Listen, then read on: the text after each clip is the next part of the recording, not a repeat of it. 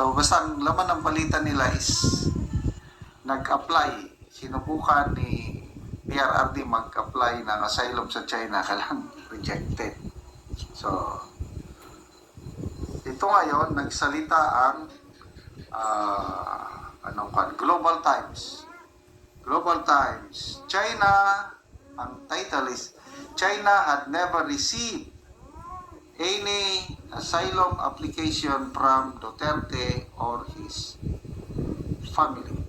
Chinese Foreign Ministry.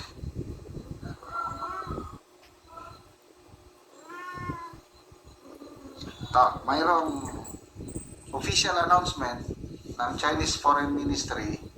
Pasensya na kayo, Chinese talaga. Kaya lang ang sinasabi is wala talaga silang na-receive.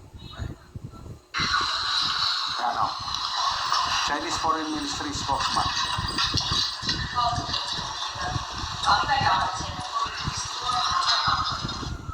我愿特别指出，杜特尔特先生赴香港系私人度假行程，中方从未收到所谓杜特尔特前总统及其家人向中国政府寻求庇护的申请。对于某些无中生有或别有用心的所谓知情人士透露，希望媒体朋友们认真甄别，切勿轻信。 Wala.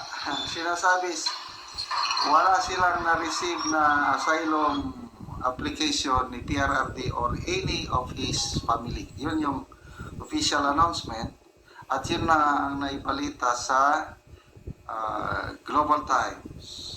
Okay, so ano ngayon? GMA News.